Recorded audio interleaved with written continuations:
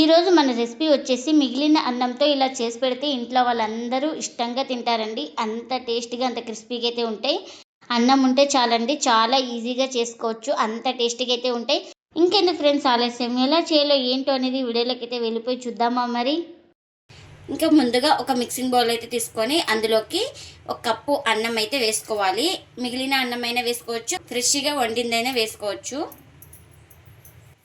ఇప్పుడు ఇందులోకి half cup శనగపిండిని వేసుకోవాలి. అలాగే హాఫ్ కప్పు బియ్యం పిండిని కూడా వేసుకోవాలి. ఇంకా ఇప్పుడు ఇందులోకి రుచికి తగినంత సాల్ట్, ఒక స్పూన్ దాకా జీలకర్రను కూడా వేసుకోవాలి. ఇంకా ఇవన్నీ వేసుకున్నాక ఒకసారి ముందుగా బాగా కలుపుకోవాలి ఇలా చేతితోటి.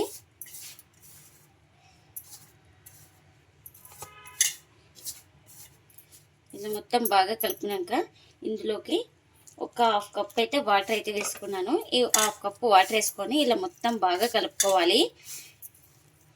నేను ఇక్కడ చూపిస్తున్నాను కదా, మళ్ళీ ఒకటేసారి వాటర్ మొత్తం వేసేసుకుంటే మనకు లిక్విడ్ లాగా అవుతుంది అనేసి ఇంకా కొంచెం హాఫ్ కప్ అయితే వేసుకున్నాను ముందుగా.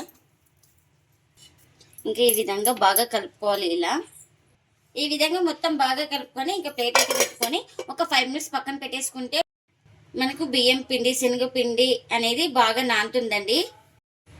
ఇంకా ఇక్కడ 5 మినిట్స్ తర్వాత అయితే చూపిస్తున్నాను చూడండి మీకు. ఇంకా 5 మినిట్స్ తర్వాత బాగా మనకు అన్నం అలాగే శనగపిండి బియ్యం పిండి బాగా నానిపోయినాయండి. ఇప్పుడు ఇందులోకి ఇలా చిన్నగా కట్ చేసుకున్న ఆనియన్స్, చిన్నగా కట్ చేసుకున్న మిర్చి, అలాగే కొత్తిమీర కూడా వేసుకోవాలి.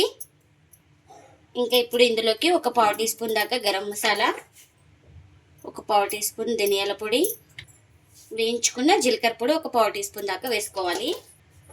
ఇంకా ఇప్పుడు ఇవన్నీ వేసుకొని మొత్తం ఇలా బాగా కలుపుకోవాలి. అన్నీ బాగా కలిసిపోయేలాగా ఇలా బాగా ప్రెస్ చేసుకుంటూ కలుపుకోవాలి మనం. ఇంకా ఈ విధంగా మొత్తం ఇలా కలుపుకోవాలి.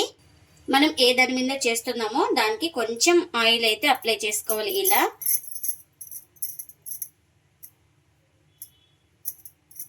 ఇంకా మనం ముందుగానే రెడీ చేసి పెట్టుకున్నాం కదా, ఇలా ఇప్పుడు బాగా ముద్దలాగా చేసుకొని ఇలా పెట్టుకోవాలి బండ పైన. ఇప్పుడు ఇలా మొత్తం పెట్టుకున్న తర్వాత ఇప్పుడు ఇలా అంతా స్ప్రెడ్ చేసుకోవాలి చేతితోటి. చూడండి ఇలా క్రాక్స్ వస్తే అడ్జస్ట్ చేసుకోవాలి ఇలా సైడ్లకి అంచులకి. మనకు అంత మందంగా కాదు, అంత పలుచంగా కాదు, మీడియంగా ఉంటే చాలు థిక్నెస్ అనేది. ఈ విధంగా స్ప్రెడ్ చేసుకున్నాను. ఇక్కడ నేను ఇంకా నైఫ్ తోటి ఒక 2 ఇంచులు గ్యాప్తో ఇలా కట్ చేసుకుంటున్నాను. ఇంకా ఈ విధంగా కట్ చేసుకోవాలి. ఇక్కడ చూపిస్తున్నాను కదా, సేమ్ అలాగే అంతే గ్యాప్తో కట్ చేసుకోవాలి. నైఫ్ తోటి కానీ పిజ్జా కట్టర్తో కానీ ఏదంతైనా కట్ చేసుకోవచ్చు. ఇంకా ఇలా పొడవు కట్ చేసుకున్న తర్వాత నేను ఇక్కడ 3 పార్ట్స్ అయితే డివైడ్ అయితే చేస్తున్నాను. ఇక్కడ చూపిస్తాను కదా, ఈ విధంగా ఇలా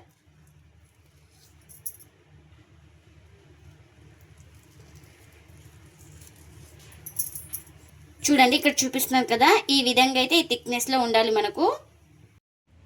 ఇంకా ఫ్రై చేసుకోవడానికి ఆయిల్ కూడా పెట్టుకున్నాను. ఆయిల్ కూడా హీట్ అయింది కదా, ఇలా నిదానంగా మనకు కడాయికి ఎన్ని పడితే అన్ని వేసుకోవాలి.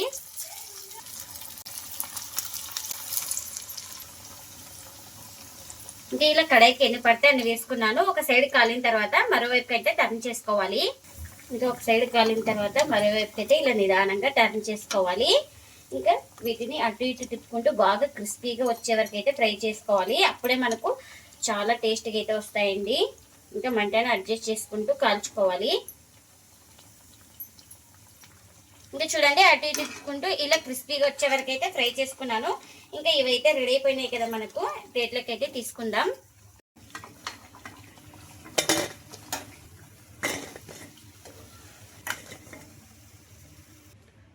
ఇంకా ఇక్కడ ఇలా మిగిలిన వాటిని ఇంకా పొడవుగా కట్ చేసుకొని ఇలా వేసుకున్నాను. మనకు పెద్ద సైజ్ కావాలంటే పెద్దగా, చిన్న సైజ్ కావాలంటే చిన్నగా కట్ చేసుకోవచ్చు. మన ఇష్టం అండి, ఎలా కట్ చేసుకున్నా చాలా టేస్టీగా అయితే ఉంటాయి ఇవైతే మనకు.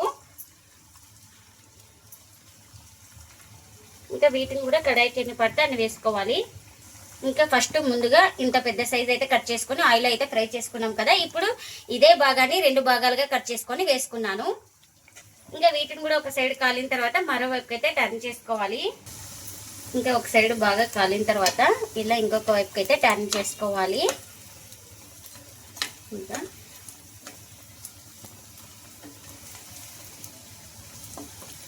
అటు ఇటు తిప్పుకుంటూ వీటిని కూడా క్రిస్పీగా అయ్యే వరకు అయితే ఫ్రై చేసుకోవాలి.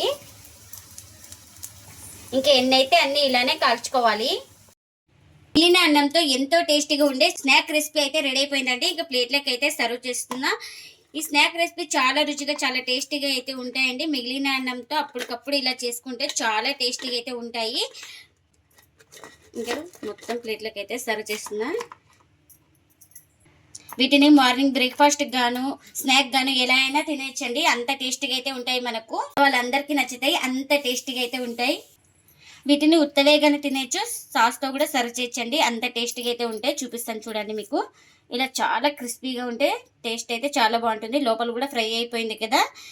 ఇంకా మీరు కూడా మిగిలిన అన్నంతో ఇలా ట్రై చేసి మీకు ఎలా వచ్చిందో కామెంట్ అయితే చేయండి ఫ్రెండ్స్. ఇదండి ఇవాళ వీడియో. ఈ వీడియో కనుక నచ్చితే ప్లీజ్ లైక్ చేయండి, షేర్ చేయండి, కామెంట్ చేయండి. అలాగే లైక్ చేసి సపోర్ట్ చేయండి friends. Thanks for watching. Bye bye.